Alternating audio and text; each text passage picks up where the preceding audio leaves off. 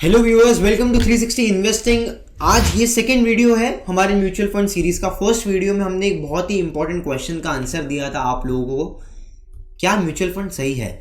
सो हमने ये तो देख लिया कि म्यूचुअल फंड सही है। जो लोगों ने नहीं देखा है, फर्स्ट टाइम इस वीडियो पे इस चैनल पे आए हो, तो मैं रिकमेंड करूंगा कि फर्स्ट वीडियो देख लो, उसके बाद आके ये वीडियो देखो। That will make more sense for you. So इस वीडियो में हम क्या देखने वाले हैं, क्या समझने वाले हैं, उसका मैं आपको जरा कॉन्टेक्स्ट दे देता हूँ। So we are going to understand what is the process to actually select a mutual fund for you, और कौन सी कैटेगरीज होती है म्यूचुअल फंड, किस तरीके से आप डिसाइड कर सकते हो कि आपको कौन सा सूटेबल है। So that is going to be the core agenda for this video.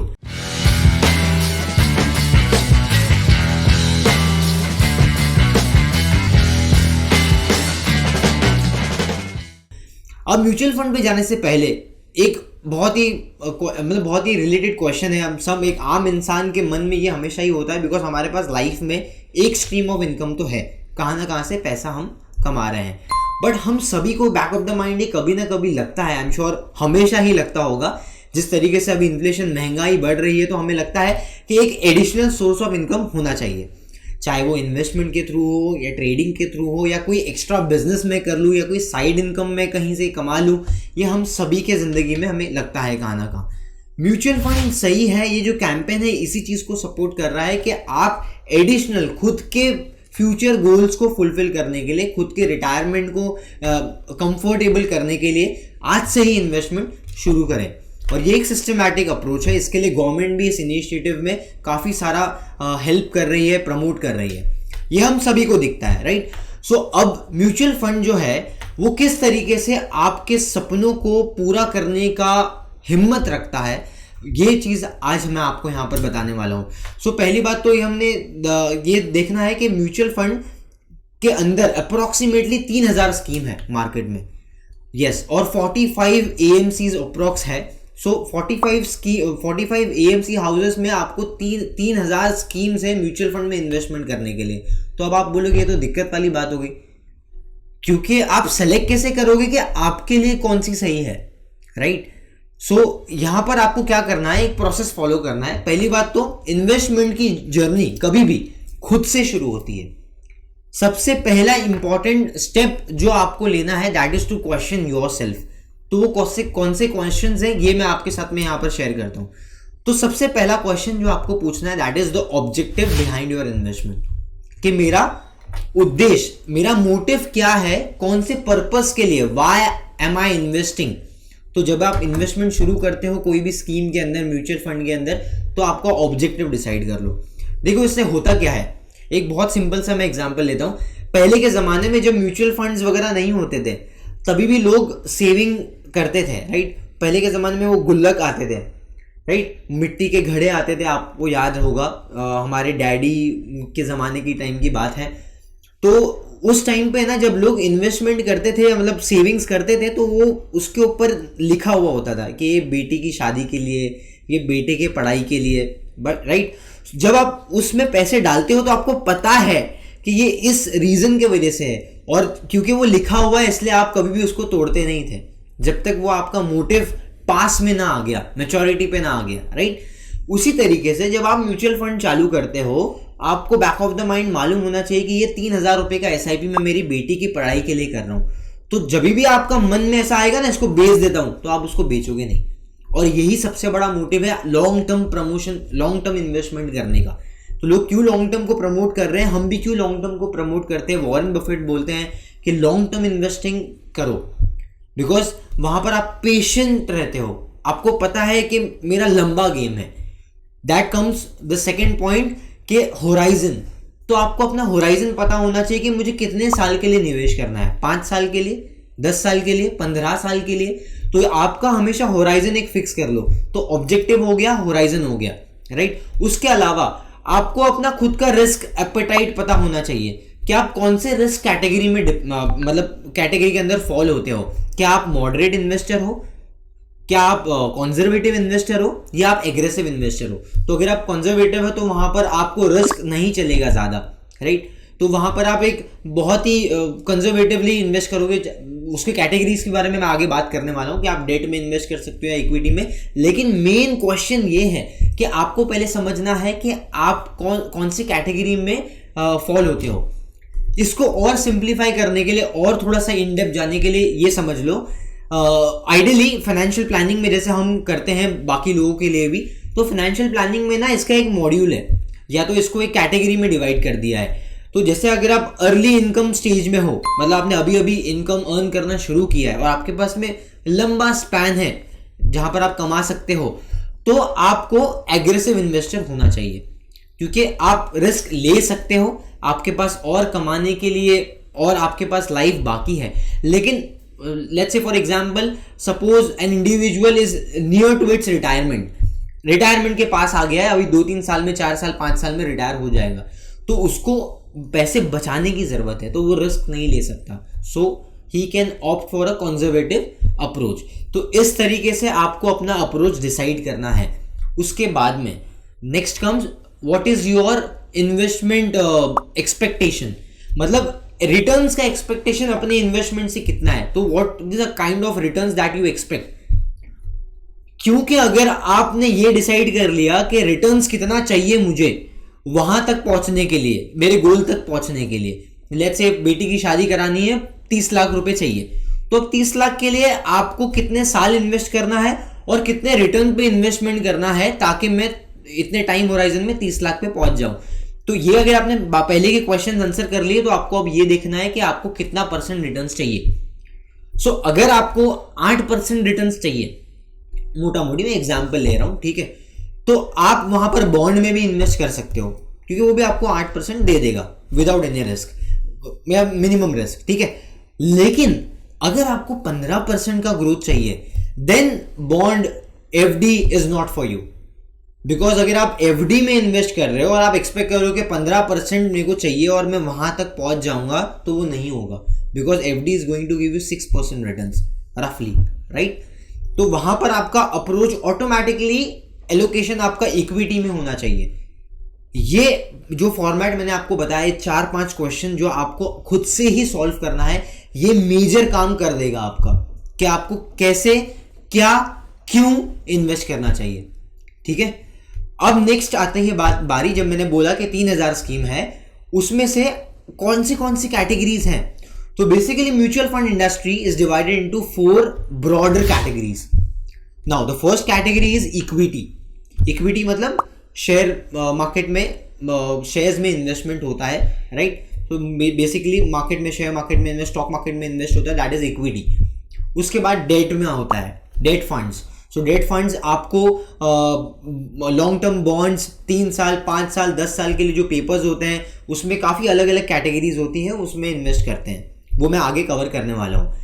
उसके बाद आता है मनी मार्केट फंड जिसका ड्यूरेशन 1 साल के अंदर जो पेपर्स मैच्योर हो जाते हैं, उन पेपर्स में मनी मार्केट फंड्स इन्वेस्ट करते हैं, राइट। तो ये एक शॉर्ट टर्म अप्रोच है, 1 साल के अंदर का अप्रोच है, लेकिन वहां पर भी आपको रिटर्न्स कंसिस्टेंट मिल सकते हैं। उसके बाद में आता है चौथा जो कैटेगरी है, that is balance and hybrid funds, जो आजकल काफी पॉपुलर भी हो रहे हैं, because it gives you a balanced approach, a combination of equity and debt. So someone doesn't want to get completely into equity और doesn't want to get completely into debt, wants a mixture, balance करना है अपने आप के investments को, सो वो hybrid और balance categories में इन्वेस्ट कर सकते हैं। ये 4 ब्रॉडर कैटेगरी है। अब जो 4 ब्रॉडर कैटेगरीज की हमने यहाँ पर बात की, उसके अंदर भी सब कैटेगरीज होती है। जैसे इक्विटी फंड की बात की हमने, तो इक्विटी के अंदर आपका लार्ज कैप फंड होता है, मिड कैप होता है, फ्लेक्सी कैप होता है, स्मॉल कैप होता है, राइट। उसके अलावा थीमेटिक और सेक्टोरल फंड्स होते हैं, ELSS फंड्स होते हैं, ये सब कैटेगरीज होती है जो इक्विटी के अंदर फॉल होती है। ऐसे ही आपको डेट फंड्स में भी कैटेगरी मिलेगी, जैसा कि आपके कॉर्पोरेट बॉन्ड्स होते हैं, और उसके अलावा कॉर्पोरेट फंड्स होते हैं, उसके अलावा PSU फंड्स होते हैं, गवर्नमेंट जो इन्वेस्टमेंट्स होता है कि गवर्नमेंट बॉन्ड्स में जो इन्वेस्ट होता है उसके लिए गिल्ड फंड्स होते हैं। उसके अलावा आपके पास में फ्लोटेड फंड्स होते हैं। सो डेट में भी आपके पास में बहुत कैटेगरीज है। और मनी मार्केट फंड्स में जैसे हम बात करते हैं, तो मनी मार्केट के अंदर भी एक लंबी लिस्ट है, जिसमें आपको ओवरनाइट फंड मिलेगा, लिक्विड फंड मिलेगा, मनी मार्केट फंड मिलेगा, अल्ट्रा शॉर्ट टर्म, लो ड्यूरेशन फंड, राइट। ये सब आपके जो भी पेपर 1 साल के अंदर मैच्योर हो रहा है, वो सब that falls under the category of money market investment. तो मनी मार्केट्स के अपने अलग फंड होते हैं, लिक्विड फंड्स एंड ऑल। उसके अलावा डेट मार्केट जिसका होराइजन बेसिकली 1 साल 3 साल के ऊपर वाले पेपर्स, मैच्योरिटी वाले पेपर्स में इन्वेस्ट होता है, तो डेट कैटेगरी अलग होती है। और जो हमने लास्ट कैटेगरी की बात की थी that is your hybrid and balance fund. अब इसको बैलेंस और हाइब्रिड इसके लिए बोलते हैं because lot of investors want a combination, मतलब मेरे को इक्विटी का भी थोड़ा पार्ट चाहिए और डेट का भी थोड़ा पार्ट चाहिए एक ही फंड में। सो उसके लिए एक कैटेगरी होती है बैलेंस और हाइब्रिड, जहां पर आपका 40-60 का रेशियो होता है आपका डेट इंस्ट्रूमेंट और इक्विटी मार्केट्स में। अभी कुछ फंड्स हमने हाइब्रिड कैटेगरीज में ऐसे भी हैं जिसमें आपके थोड़ा एक्सपोजर गोल्ड इन्वेस्टमेंट के अंदर भी है और कैश में भी थोड़ा रिजर्व वो रखते हैं। सो बेसिकली इसलिए उसको हाइब्रिड बोला जाता है बिकॉज आपको पास कॉम्बिनेशन है यहाँ पर।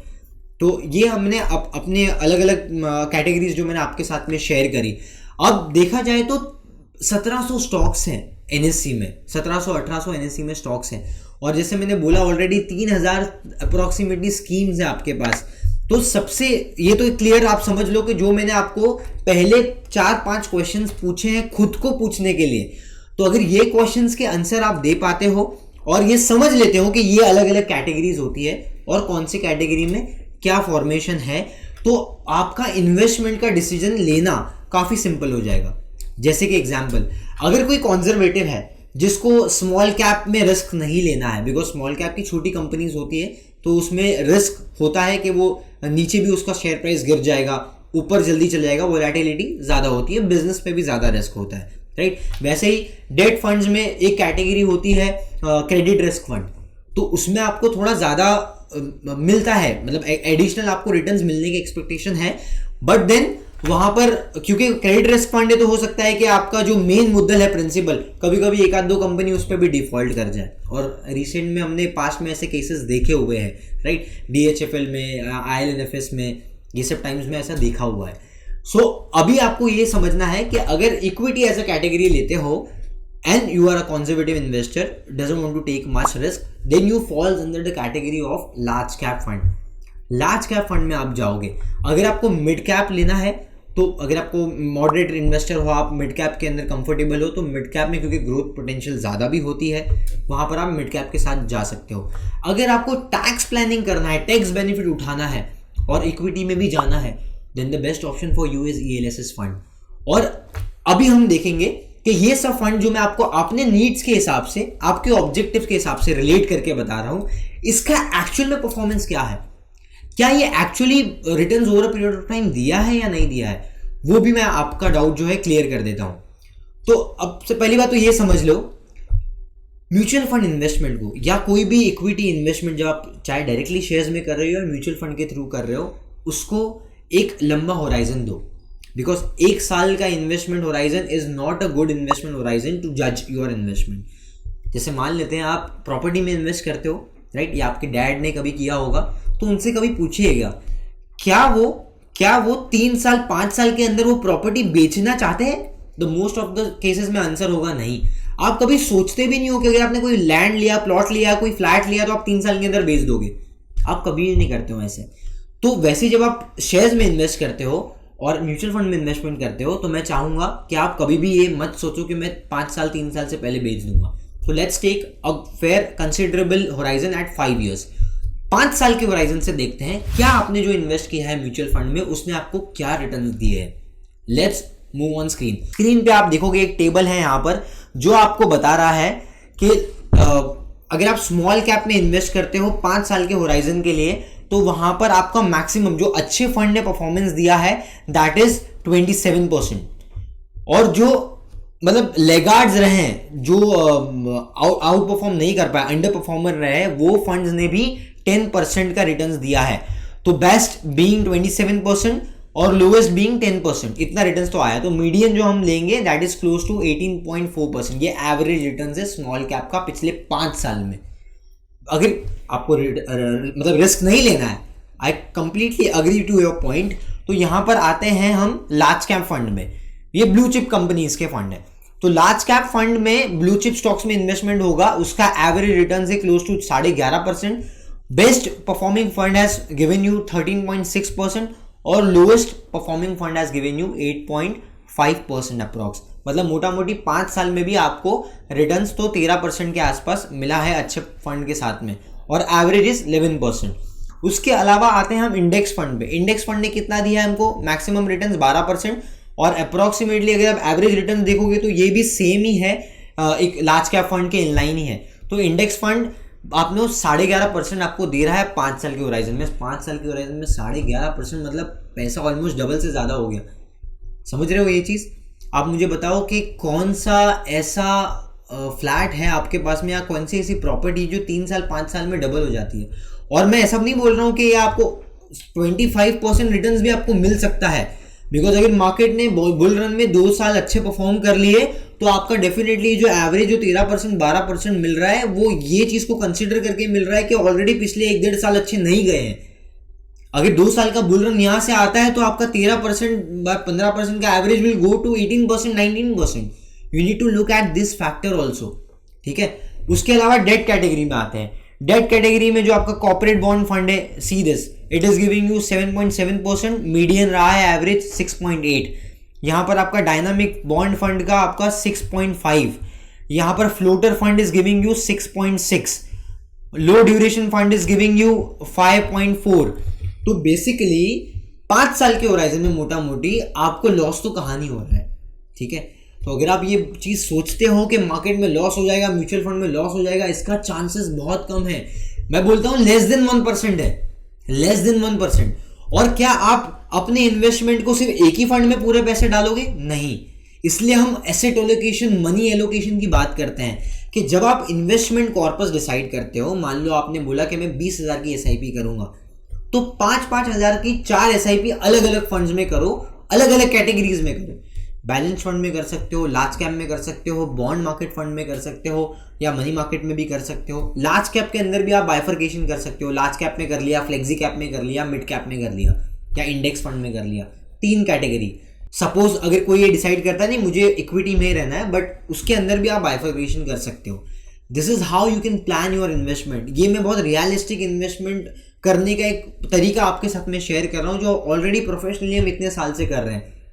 तकरीबन 8 साल से हम ये कर रहे हैं, और जितने भी लोग के साथ फाइनेंशियल प्लानिंग हम करते हैं, हम सभी को ये सजेस्ट करते हैं उनके रिस्क एपेटाइट, उनके प्रेफरेंस के हिसाब से। इसके अलावा और थोड़ा डीप में जाते हैं।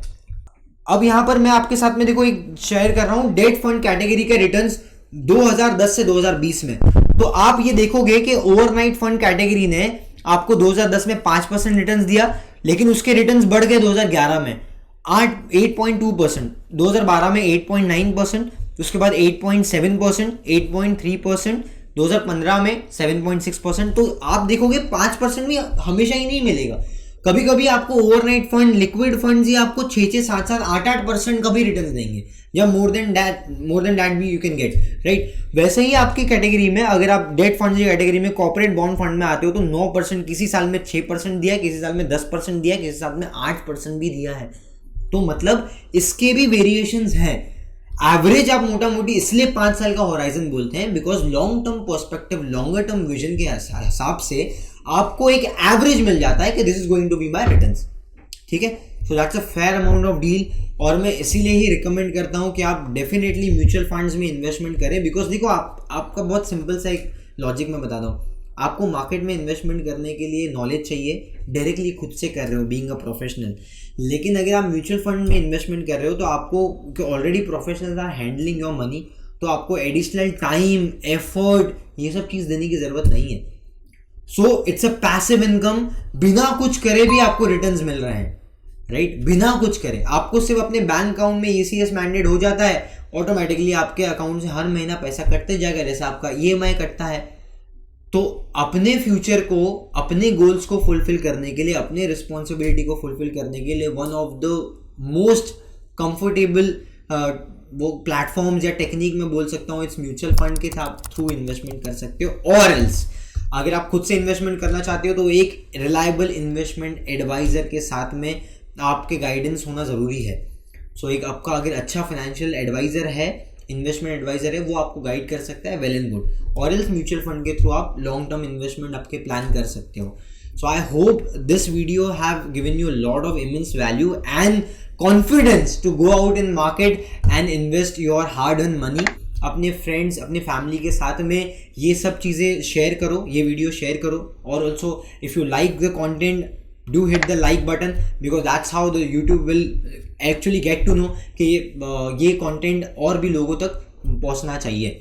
So उसके अलावा अगर आप अभी तक आपने अगर इस चैनल को सब्सक्राइब नहीं किया है तो सब्सक्राइब करो because we are dedicated enough to give you more content. आने वाले टाइम में हम कुछ स्ट्रैटेजीज, कुछ real case studies, frameworks investment के थ्रू ये सब चीज़ें इस चैनल पे फ्री ऑफ कॉस्ट आपके साथ में शेयर करने वाले हैं. So till then guys, keep learning and keep growing with 360 investing. Thank you very much.